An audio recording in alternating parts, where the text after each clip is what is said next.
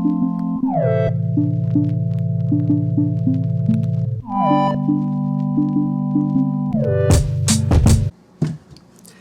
up, bitches? Nah, Gigi Bay. Yeah, we're back again. Hey, all you curly cats. I don't like that. Hey, guys, hey. It's your favorite curly space cadet back at it again, and we're back to review Real Housewives of Salt Lake City.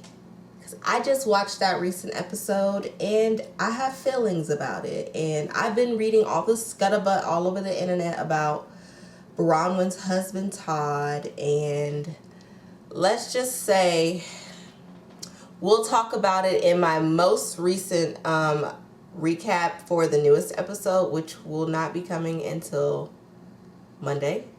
So stay tuned. But we're going to talk about the episodes that I missed from the previous week when I got sick. Sorry, y'all. I'm behind, but we're going to catch up today. And we aren't going to maul too long on it. We're going to get episodes 7 and 8 out of the way in this video right here so that my next video, actually, I could give it to y'all tomorrow if you're good. Anyways, we will have that next video. Maybe we'll be out tomorrow, but don't ask too much for it because it's my birthday weekend, y'all. And give me some time, okay? Let me have a little party. What is wrong with her? Is she having a seizure? Anyways, so episode 7. We are just gonna get into the points about it. The key points of episode 7, you guys remember what happened, right? Whitney's husband Justin and Lisa got into it a little bit. And if we want to be honest about it, it was Lisa's fault. You really should not have walked up to Justin. But Justin, you should be grown enough to know that you don't need to scream in her face. It was unnecessary. It was.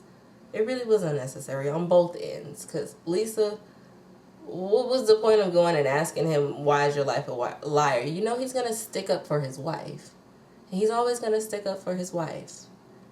Just like how your husband stuck up for you when you were clearly in the wrong, honey.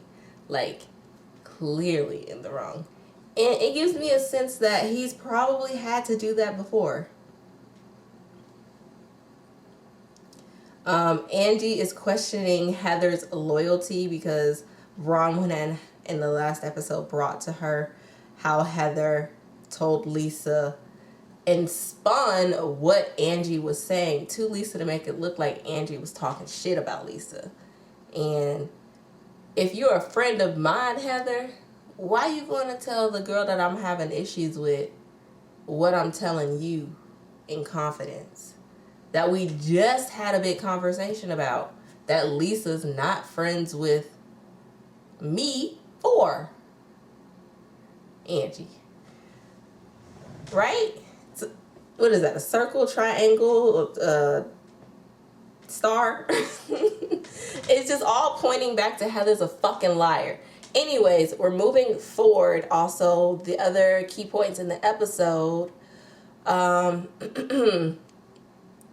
The lingering resentment from the party at Angie's house.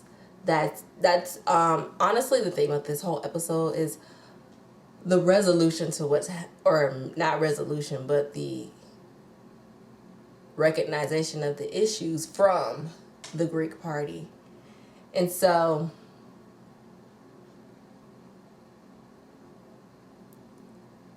after the party, John thinks, okay, let's talk about the fight. So the episode picks up right where the men are having their escalated conversation, right? And so, of course, when John hears Justin tell Lisa, don't call my wife a fucking liar, he's gonna feel some kind of way and step in, right? And so this provocation, honestly was really aggressive and you both needed to take a chill pill. But Lisa, you were so heightened. Why were you so heightened in that scene? I won't call you aggressive yet, but you have a pattern. You can't ever just answer the question. You always just got to get in somebody's face, and then they return the energy to you, and you're just like, oh, what you gonna do? What? Anyways, moving forward, they try to change the mood at the party, and Angie announced that Mary was gonna do a prayer. And so Mary is the only person that can get Whitney and Lisa to hold hands like the children they are. And she says the prayer and we move forward, right? Right? Whitney and Justin leave shortly after that. And the mafia party is over. And we cut to the next morning and see Justin pouring out all the Vita tequila and alcohol. Because clearly he is a female about it. You are wasting good liquor that you could re-gift, sir, because of a vendetta. You clearly feel you're a little wrong and guilty. That screams guilty to me. Like, you were aggressive in your response. Like, everybody plays a part, because honestly, if some woman came yelling at my husband's face, I know he would walk away, but I do pray to God I don't see it. Because I would not be Whitney just standing on the sidelines watching that shit. Don't talk to my husband. Talk to me. Lisa, you and Whitney were having a conversation. There was no need to involve the husbands. There was no need to involve the husbands in it, okay? So, moving on, we learned that Bronwyn's planning a trip. We get a little scene about her, the quirkiness of her and her relationship with Todd, how she dresses up all the time. She does put on a very outward appearance for her relationship. You know what I mean? You know what I mean? It's very grand. It's very loud. Why is it so loud? Like, love can be quiet too. Anyways, I like Bronwyn. I really do. I like who she is. I like how strong she is in her resolve, but I hope she knows what she's doing. It seems like she knows what she's doing. So I want to get to see more and know more, you know? Maybe I'll learn something from it. But we learned that she's not going to invite Brittany to the trip, because why would she? And she's on the fence about Heather. They're not really clicking, and so she's going to plan to meet up with Heather and invite her to her house and see if they can. Then we get a scene of Angie going to Brittany's house for more midnight, and I'm going to be honest with you guys. I did not watch it. I didn't. Fast forward. And then we get Justin and John meeting up. Okay, so I'm not a good parker myself. But why they do that to him? Why they show him parking like that? Y'all got some kind of vendetta against him, but it was funny. Because it's so relatable. You think you have it, and then you overcorrect, and then you got to do it again and again and again. I've been there before too many times, and I'm still in the street, so I can't say nothing about it. Anyways, we are meeting up with John and Justin at a bar to work it out, talk it through. And honestly, I really did like the conversation they had, because John, he took accountability from everything I heard him say. He was level-headed, straightforward, and he stood up for his wife, which is all you can ask for in a husband, to be supportive and stand up for you and do the right thing. So I commend John. He is in a tough spot with the wife that he has, and I'm going to just say that. She don't make his life easier or easy at all, or any slightly not inconvenienced. Okay? But John and Justin meet up, And Justin says, the fact that the fight went down the way it did, it just surprised me. And when Lisa came directly at me, like, obviously, I'm going to defend my wife. And Justin feels like it wasn't appropriate for Lisa to approach him. And John admits that he was scared that Justin got angry so fast. When John broke down his synopsis of how he saw the interaction happen the night before with Lisa and Justin, I totally understand why he did what he did, but that's on your wife. You should have got your wife out of there. You shouldn't have stepped to him. You should have been like, girl, he ain't talking to you the right way and I'm finna blow up. You need to step back before I blow up, honestly. Like, stop stepping to him. Why do you keep talking to him? It doesn't make sense to me. But John says he saw Justin take a step forward towards Lisa when he said that F-bomb to her, and that is what incited his aggression toward Justin that night. And he was like, if you would have seen me take a step toward Whitney, your antennas would have gone up too. You can admit that, can't you? And then Justin agrees and says, but the second time came out of nowhere. And John's like, the second time I was amped up from the first time. You know what it is. So John does apologize for the aggression that he came with. And especially the second conversation where he stepped in and kind of, shoulder checked him. So he admits that. And then John goes, do you think you can give my wife an apology? No. Ain't nobody giving your wife no apology. She was wrong for stepping to him, but he was wrong for his aggression, so he could apologize for that, but he doesn't see it in the moment. Justin doesn't see it in the moment for John and that request. He just says, let me think about it. So we move on. They go home and talk to their wives about it, and Justin relays the message, and Whitney's just like, hell no, you're never gonna apologize to her. How dare she think she needs an apology? I deserve an apology. Whitney, shut the fuck up. Whitney does not deserve an apology for anything, because Whitney is the reason this whole shit is happening. You freaking liar. You and your cousin. 2 liars. I cannot stand the 2 liars on this show. This show would benefit so much better from real drama, not contrived, scripted that they keep trying to bring us with Heather and Monica. And Heather and Monica are the same person, because we'll get into it later when we get into it. We get the final scene of the episode. Bronwyn inviting Heather to her house to make amends with Heather. And did you guys feel like it was the way that Heather described it later on? Because I don't.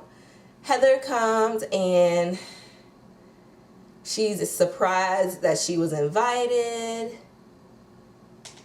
She didn't think you liked her very much. So Heather starts out negative anyways. Sets the tone for the conversation, right? And Bronwyn responds in kind. I'm surprised you wanted to come. Touche, bitch, touche. So it seems like you didn't like her either, They're very witty toward each other. I don't think Heather can handle Bronwyn coming from her. Bronwyn is another kind of wit that Heather cannot keep up with. And that's what frustrates Heather. She can't ace her. She doesn't think fast enough.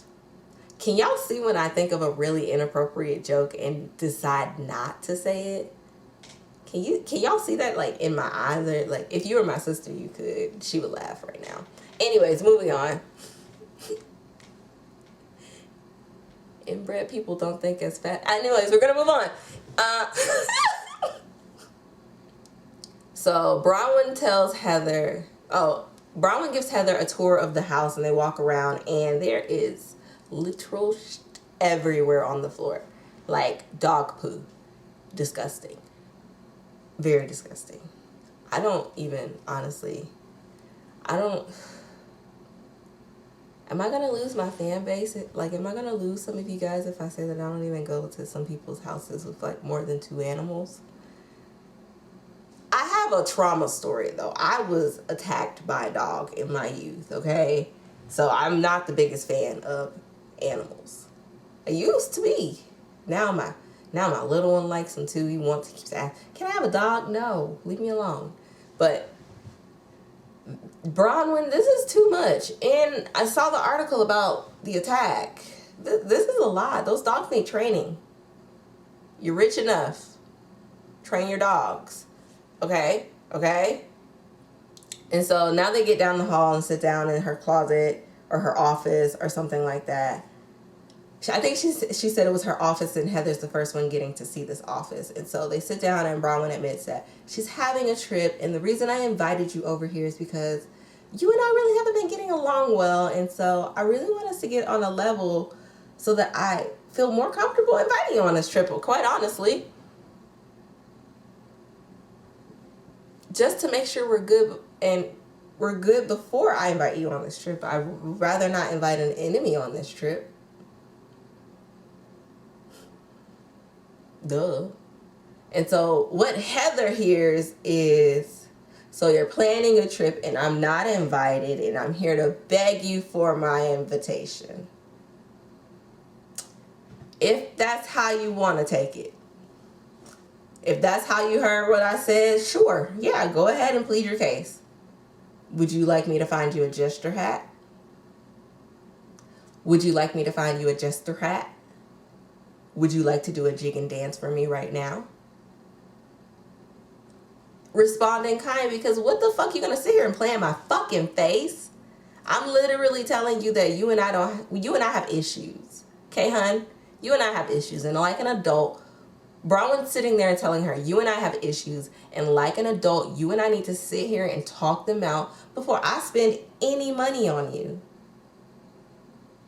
No, it's not you jigging and dancing for my friendship, but I'm not gonna go forward in a friendship with you when you've been talking shit. Here's the shit you've been talking. And Bronwyn tells her, she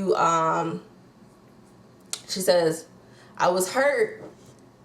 Oh, Heather's interview, she says, this is her just trying to find a reason not to invite me on this trip. What other Heather? Bronwyn goes, I'm truly hurt by this because I'm willing to take responsibility and I was willing to apologize sincerely.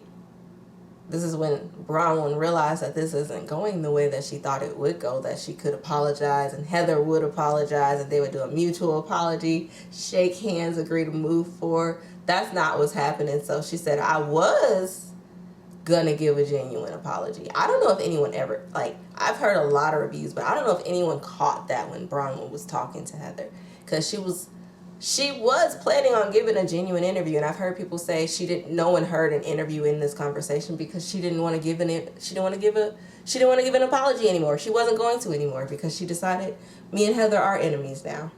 That is my enemy, and I will not apologize to her. I'll tell her that she was gonna get an apology, but now she's taking my words and trying to spin them. Fuck this. Play Young Joe, fuck that bitch. Ha, fuck that bitch. Hey. What you want to do here? Anyways, moving forward. Bronwyn says she tried to show the best version of herself to Heather in this conversation, and that just was not good enough for Heather. And that taps into one of my biggest fears, that the very best of me is just not good enough for someone else. Somebody hand this lady the Oscar. She got these ladies. She is running laps around these ladies with her words, and her script is superb. You guys are not nowhere near her script. You can try. She has studied this and she has come strong this first season, and I'm enjoying it. I really am. If you guys, Heather, if you wanna put on a show, then this is how you put on a show. So we're gonna move straight into episode 8 because we go right into Heather meeting up with Lisa and Meredith at a spa to go and tell them a twisted version of what just happened at Bronwyn's house. I don't know if she was living the same event we watched, but her explanation of everything that happened when she went to go tell Meredith and Lisa was just like, bitch, were you there? Were you there? Were you there? Because we were there. We were there. I don't think she was there. Maybe the Ozempic got her brain thinking a different way. I don't know. Because what? We're just going to get straight into it, too. We're just going to go straight through the episode. Do y'all see how Lisa and Meredith are friends now? And, like, their bond is stronger than ever because Lisa needs Meredith. And that is the only reason their bond is stronger than ever. Because Meredith also needs Lisa. Meredith doesn't have a strong storyline. And she's barely talking about that other woman Seth has allegedly maybe in Ohio. We can say that other woman is his job for right now. But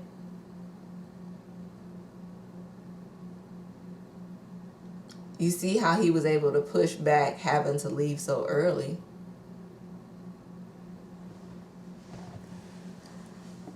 And Lisa needs Meredith because she is on the outs with everybody.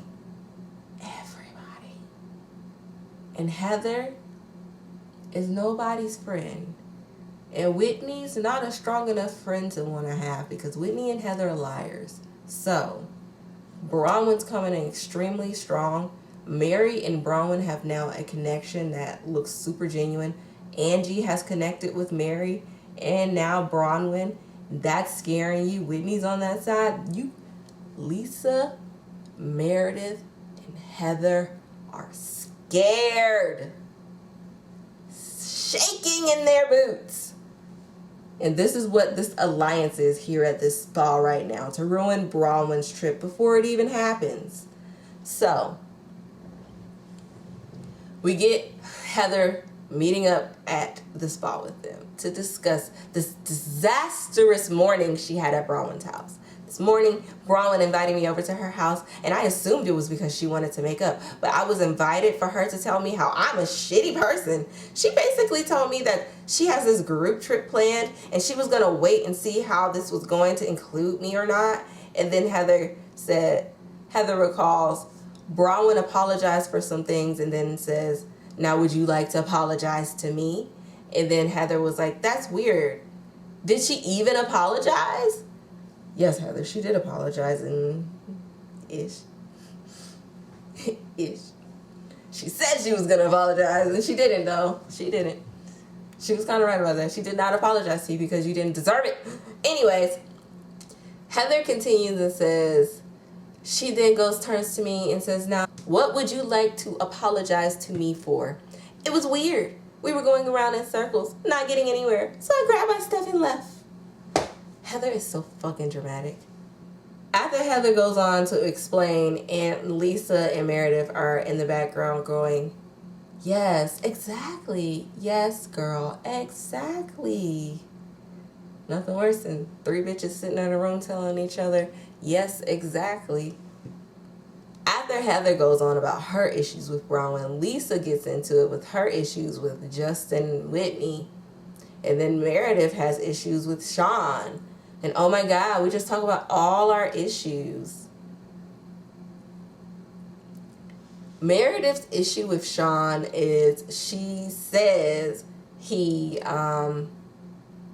accused Meredith of using Brooks as a pawn for her to deflect from her own wrongdoings on the show. And wow, kids are off limits, Sean. That's not what he said, though. I listened to the interview. That's not what he said. And honestly, he was responding to something that you and Brooks said. So, if you want to play it that way, tell Brooks to stop getting in grown folk business. Tell him to sit down. But no, Brooks was in grown folks' business in season 1 in that confessional talking about people. So if he's going to talk about people, people going to talk about him. Period. Period. Okay? Period. That's all it is. It's really hilarious at the end of this conversation with all of these ladies. They joke about how Lisa says, you know, it's not a good idea for maybe you to fly on a PJ with Bronwyn. You guys have so many issues. You know, maybe I'll consider flying commercial. And she throws the biggest fit.